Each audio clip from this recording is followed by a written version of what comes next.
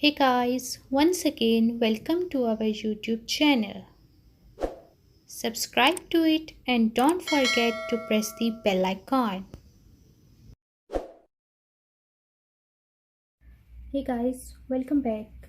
आज मैं आपको बताऊंगी कि हम आइल्स में रीडिंग पार्ट को कैसे सॉल्व करते हैं। रीडिंग पार्ट में कितने क्वेश्चंस होते हैं और उसमें से मैं आपको सबसे इजीएस्ट टाइप सॉल्व करवाऊंगी। कुछ स्टूडेंट्स होते हैं जो कि इस क्वेश्चंस में काफ़ी स्टक हो जाते हैं, तो मैं आज सारी आपकी डिफ़िकल्टीज, जो आपके कॉन्सेप्ट्स क्लियर नहीं हुए हुए, वो सब मैं आज दूर करने की कोशिश करूँगी। सबसे पहले तो मैं ये बुक यूज़ कर रही हूँ। This is officially printed by the Cambridge University Press. It's IELTS Academic 50. ये IELTS कैम्ब्रिज यूनिवर्सिटी हर साल इस बुक को लॉन्च करती है और हर साल का एक एडिशन आता है। This is the 15th edition. तो इसमें सारे इसी तरह के क्वेश्चंस होते हैं जैसा आपका IELTS का पेपर होता है, जस्ट लाइक दिस, कि पहले लिसनिंग के क्वेश्चंस होते हैं, देन आपका रीडिंग का सेक्शन आता है और देन फिर आपका इसी तरह आगे राइटिंग के टास्क आते हैं। टोटल हमारे पास रीडिंग के 3 पैसेजेस होते हैं, जैसे आपको इस वक्त नजर आ रहा है। दिस इज कॉल्ड पैसेज 1 और इससे रिलेटेड आगे इसके क्वेश्चंस जो हैं वो मेंशन है। इसी तरह पे ये हमारा रीडिंग पैसेज 2 है और इसी तरह इसके आगे क्वेश्चंस मेंशन है और ये हमारा रीडिंग पैसेज 3 है और इसी तरह इसके क्वेश्चंस आगे मेंशन है। ये हमारे राइटिंग टास्क है, इनके बारे में मैं आपको आगे जाके बताऊंगी। तो सबसे पहले मैं आपको रीडिंग के बारे में डिस्क्रिप्शन दे दूं। हमारे टोटल जो एक एग्जाम होता है आइल्स का, उसमें हमारे पास रीडिंग के 3 पैसेजेस होते हैं। हर पैसेज को सॉल्व करने के लिए हमारे पास 20 मिनट होते हैं। मीन्स एक पैसेज आपने विद इन 20 मिनट्स एटलीस्ट आपने कंप्लीट करना है। तो मोस्टली स्टूडेंट्स जो हैं वो काफ़ी स्टक हो जाते हैं और उनसे नहीं 20 मिनट्स के अंदर वो पैसेज कंप्लीट होता, क्योंकि वो कुछ जो है गलतियां करते हैं, जो कि मैं गलतियां आपकी ठीक करवाऊंगी। तो हमारे पास टोटल 3 पैसेजेस होते हैं। हर पैसेज को 20 मिनट्स में कंप्लीट करना है और इसका मतलब ये है कि टोटल आपके पास 1 आवर है रीडिंग को कंप्लीट करने का। तो मैं आपको आज सिखाती हूँ कि हमने क्या गलतियां हैं जो नहीं करनी, जिसकी वजह से हम 20 मिनट्स में जो हमने करना है काम, हम वो 15 मिनट्स में भी कर सकते हैं।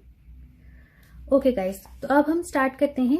सबसे पहले हम सेंटेंस कंप्लीशन पे आ जाते हैं और ये मेरी सब स्टूडेंट्स को एडवाइस भी है कि जब भी वो रीडिंग सेक्शन में आए तो वो क्वेश्चंस को देख के घबरा ना जाएं कि तो बहुत सारे क्वेश्चंस हैं और रीडिंग पैसेजेस भी इतने लंबे लंबे हैं, तो हम इसको कैसे 20 मिनट्स में सॉल्व करेंगे।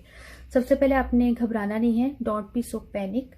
आपने जो है वो अपने सबसे पहले आपको जो रीडिंग पैसेज दिया गया है, आपने उसका टाइटल रीड करना है, ठीक है। आपने उसकी लेंथ से बिल्कुल नहीं घबराना कि इतना लंबा पैराग्राफ है तो मैं इसको 20 मिनट्स में कैसे कंप्लीट करूंगी। आपने सबसे पहले उसका टाइटल बहुत गौर से रीड करना है, ठीक है। उसके बाद आपने क्वेश्चंस के सेक्शन में जाना है और सबसे पहले आपने प्रेफर करना है कि मैं सेंटेंस कंप्लीशन टाइप के क्वेश्चन को सबसे पहले सॉल्व करूं। इसका सबसे बड़ा बेनिफिट ये है कि ये टाइप ए क्वेश्चंस होते हैं। मींस क्वेश्चंस जिस सीक्वेंस में दिए गए हैं पैराग्राफ में भी ये इन्फॉर्मेशन उसी ही सीक्वेंस में आपको मिलेगी। ऐसा नहीं हो सकता कि आपसे जो क्वेश्चन यानी नंबर 1 पे किया गया है आपको उसकी इन्फॉर्मेशन लास्ट पैराग्राफ से मिले, ऐसा बिल्कुल नहीं होगा। जो क्वेश्चन आपसे स्टार्ट में किया गया है उसकी इन्फॉर्मेशन आपको अपने पैराग्राफ के भी बिल्कुल स्टार्ट में ही या एटलीस्ट सेकेंड पैराग्राफ तक मिल जाएगी। तो हम सबसे ज्यादा प्रेफर सबसे पहले करते हैं कि हम सेंटेंस कंप्लीशन को करें। और सेंटेंस कंप्लीशन को पहले करने का जो दूसरा फायदा है वो ये है कि आप जब इनके क्वेश्चंस को सॉल्व कर लेते हैं, लेट्स सपोज 8 to 13, तो आप इसमें से एक नज़र में आप सारे पैराग्राफ को पढ़ लेते हैं। कुछ स्टूडेंट्स जो होते हैं वो सबसे बड़ी गलती ये करते हैं कि वो जब उनको उनका पेपर मिलता है और उनसे कहा जाता है कि अब आपका रीडिंग का टास्क करने का टाइम स्टार्ट हो गया है, वो पहली लाइन से अपना पैराग्राफ पढ़ना स्टार्ट कर देते हैं और जब तक वो पैराग्राफ पढ़ते पढ़ते एंड तक आते हैं उनके 10 to 15 मिनट्स वेस्ट हो चुके होते हैं और उनको अब ये होता है कि हमारे पास तो जस्ट 5 to 7 मिनट्स रह गए हैं, हम ये सारे क्वेश्चंस कैसे करेंगे। तो आपने सेंटेंस का टाइटल पढ़ना है, उसके बाद आपने डायरेक्ट क्वेश्चंस के फेज में चले जाना है और क्वेश्चन के फेज में जाके आपने सबसे पहले जो है वो सेंटेंस कंप्लीशन के टाइप के क्वेश्चन को प्रेफर करना है। तो चले गाइस, स्टार्ट करते हैं हम आज का अपना टास्क, जो कि है सेंटेंस कंप्लीशन। जैसे कि आपको नजर आ रहा है हमारे पास क्वेश्चंस 8 to 13 है। Complete the table below, choose one word only. It means कि इस ब्लैंक में, जो कि ब्लैंक्स आपको नजर आ रहे हैं, इनमें जस्ट वन वर्ड आएगा और आपका सेंटेंस कंप्लीट हो जाएगा। एक और आपको सबसे मजे की बात मैं बताऊं, जब तक आपका सही वर्ड यानी सही जो करेक्ट आंसर है वो नहीं ब्लैंक में आएगा, तब तक आप जब भी सेंटेंस को रीड करेंगे उसका मीनिंग आपको समझ नहीं आएगा। अगर आपने कोई इनकरेक्ट आंसर फिल कर दिया ब्लैंक में, तो आप उसको जब बार बार रीड करेंगे तो आपको लगेगा कि नहीं, इस सेंटेंस का कोई तुक नहीं बन रही, कोई मज़ा नहीं आ रहा इस सेंटेंस का। तो इन क्वेश्चंस में आपके फुल मार्क्स आ सकते हैं। मींस जितने क्वेश्चंस है 8 to 13 आपके फुल मार्क्स आ सकते हैं, क्योंकि ये बहुत आसान है। कुछ स्टूडेंट्स इनसे बहुत यानी पैनिक हो जाते हैं इन क्वेश्चंस को देख के, और पैराग्राफ्स को बार बार रीड करी जाते और उनको आंसर नहीं मिलता। तो मैं आज आपको इसकी सीक्रेट ट्रिक बताती हूँ। तो चलिए गाइस स्टार्ट करते हैं। हमारे पास जो है, हम सबसे पहले अपने पैसेज का टाइटल रीड कर लेंगे। ठीक है, हमारे पास टाइटल है nutmeg A valuable spice. It means ये जो ऑल पैसेज है इतना लंबा, वो सारा इस नटमेग ए वैल्यूएबल स्पाइस के गिर्द घूम रहा है। यानी इसका सबसे जो होल मेन हेडिंग है वो नटमेग ए वैल्यूएबल स्पाइस है। तो हम अपना क्वेश्चन रीड कर लेते हैं।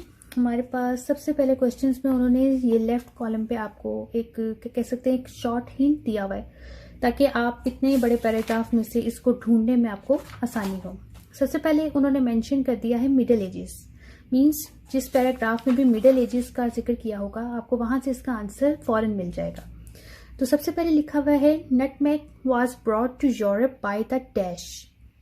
आप इसकी थोड़ी सी हम अगर अपनी नेटिव लैंग्वेज में अंडरस्टैंडिंग कर ले, तो इससे हमें समझ में आ रहा है कि यानी यूरोप में नटमेग किसके जरिए लाया गया था। यानी वो कोई सोसाइटी भी हो सकती है, कोई कम्युनिटी भी हो सकती है। तो हमने यानी सबसे पहले मिडिल एजेस से हमने इसको सॉर्ट आउट करना स्टार्ट करना है। तो आइए मैं आपके साथ ढूंढती हूँ, आपकी मदद करती हूँ। क्योंकि हमारे पास जो क्वेश्चन टाइप ए है, मीन्स के पहला क्वेश्चन जो है वो पहले टू पैराग्राफ्स में एटलीस्ट आपको मिल जाएगा, कोई आपको डिफिकल्टी नहीं होगी। तो गाइस स्टार्ट करते हैं। The nutmeg tree, Mr. Fragrance, is a large evergreen tree native in the South Asia in the 18th century. Small group island depends. No guys, यहाँ पे तो हमें दूर दूर तक जो है अभी कोई हमें इस तरह के नहीं मिल रहे चांसेस कि हमारा आंसर इस पैराग्राफ में हो।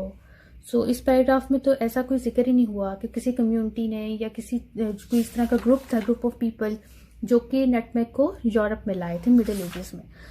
हम नेक्स्ट पैराग्राफ को रीड करते हैं।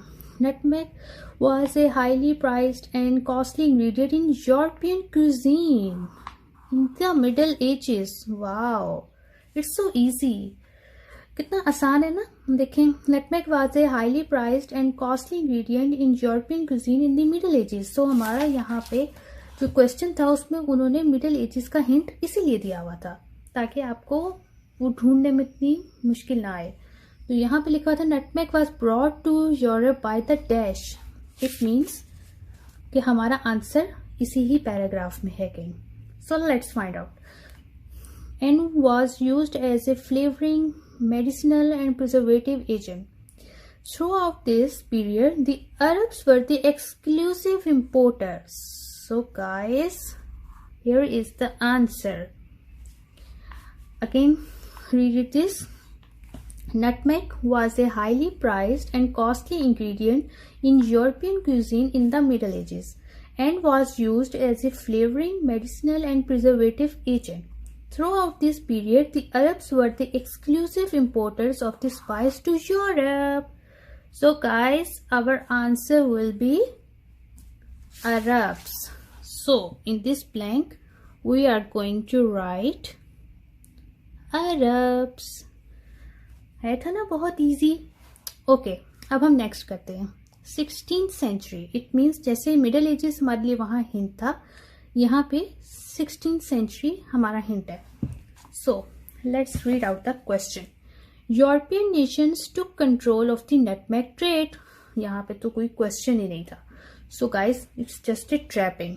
Now, 17th century. Demand for nutmeg grew as it was believed to be effective against the disease known as the dash.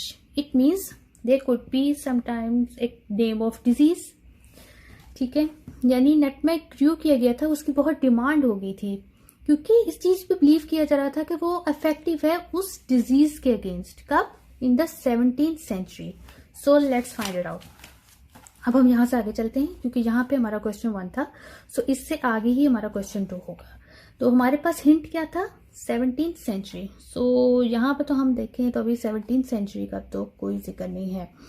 यहाँ पे आया है हमारा 16th सेंचुरी। सो 16th सेंचुरी में हमारा क्वेश्चन नहीं था, हमारा क्वेश्चन 17th सेंचुरी में। सो हम यहाँ से इसको रीड करना स्टार्ट करते हैं बाय 1617 से। By 1617 the VOC was the richest commercial operation in the world. The company had 50,000 employees worldwide with a private army of 30,000 men and a fleet of 200 ships. Okay, इसका भी हमारे question से कोई लेकर देना नहीं। आगे चलते हैं। At the same time, thousands of people across Europe were dying of plague. Oh, really? It means type of disease is plague.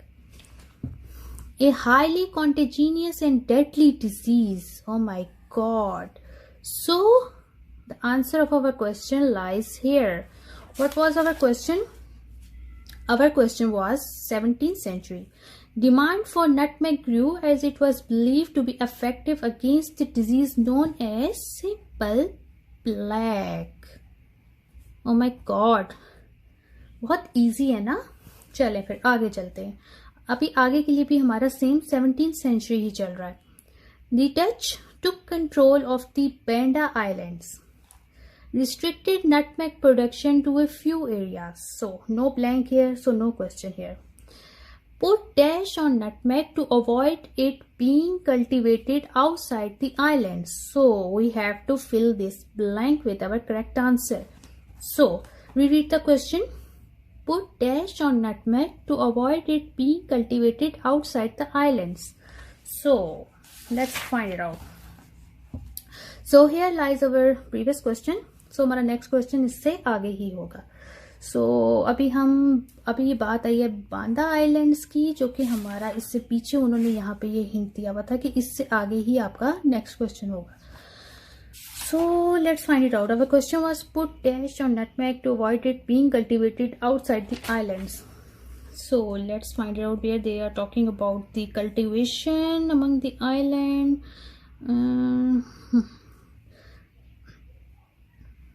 One of the Banda Islands, a silver of land called Run. Okay, only 3 kilometers long by less than 1 kilometer wide, was under the control of the British. After decades of fighting for control of this tiny island, the Dutch and British arrived at a compromise settlement, the Treaty of Breda. In 1667, intent on securing their hold over every nutmeg-producing island. Great! The Dutch offered a trade if the British would give them the island of Run. They would give in turn Britain a distant and much less valuable island in North America. So first we have to read the question as we've forgotten. Put dash on nutmeg to avoid it being cultivated outside the island. So here they are not talking about the name of the island, they are just talking about the thing. Okay guys, so I guess it's here, as here they are talking about nutmeg seedling. So guys, यहाँ से पढ़ना start करते हैं। Anyone caught growing a nutmeg seedling or carrying seeds without the proper authority was severely punished. In addition, all exported nutmeg was covered with the lime. So guys, here is our answer. As they said, put dash on nutmeg means they have to put something to cover it. So here they are talking about that in addition, all exported nutmeg was covered with lime. So our correct answer is lime. Isn't it so easy? Actually students यहाँ पे same to same जो है वो उम्मीद लगा रहे होते हैं कि हमारे पास एज इट इज ही सेंटेंस लिखा होगा, जिस बीच में से एक वर्ड मिसिंग होगा तो हम पैराग्राफ में से सेम लाइन ढूंढ के तो उस वर्ड को फिल कर देंगे। दोस्तों ये इतना भी इजी नहीं होता। असल में यहाँ पे कुछ उन्होंने रीअरेंजिंग की होती है सेंटेंसेस की, पैराफ्रेजिंग की होती है, समटाइम्स सिनोनिम्स को यूज किया गया होता है। आप एग्जैक्ट वर्ड ढूंढ रहे होते हैं और वो सेम टू सेम आपको वर्ड नहीं मिलता, लेकिन आपको उसका सिनोनिम मिल जाता है, जिससे आपको अंदाजा हो जाता है कि यही वर्ड इसकी जगह पे लगेगा। So guys, now next one is also in the 17th century, so just read it out. Finally obtained the island of Dash from the British. That's what I was reading it before. So here they are talking about the obtained island. So we have to read it from here. After decades of fighting for control of this teeny island, which teeny island? They have mentioned it before, that teeny island, but we can continue reading it from here, no issue. After decades of fighting for control of this teeny island, the Dutch and British arrived at a compromise settlement, the Treaty of Breda. In 1667, intent on securing their hold over every nutmeg producing island, the Dutch offered a trade. If the British would give them the island of Run, they would give in turn Britain a distant and much less valuable island in North America. So the answer is island of Run. So here we are going to write island of Run. Guys, देखें कितना easy है, लेकिन आपको same to same sentence नहीं मिलेगा, आपको थोड़ा सा पैराफ्रेज किया हुआ सेंटेंस मिलेगा, और आपको यहाँ से उसको पढ़ के उसकी मीनिंग को अंडरस्टैंड करके आपको थोड़ा सा नॉलेज करना पड़ेगा। तो फिर आप जब उस सेंटेंस को रीड करेंगे तो आपको आंसर ऑटोमेटिकली मिल जाएगा। So guys, now they are talking about the late 18th century.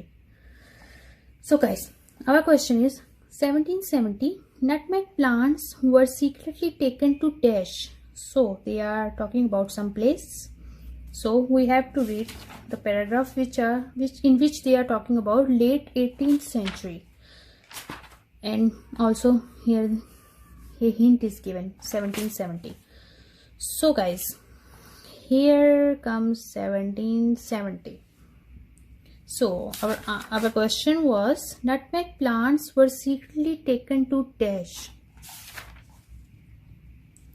So it must be a name, place, it must be a name of any island, any famous place, something like that.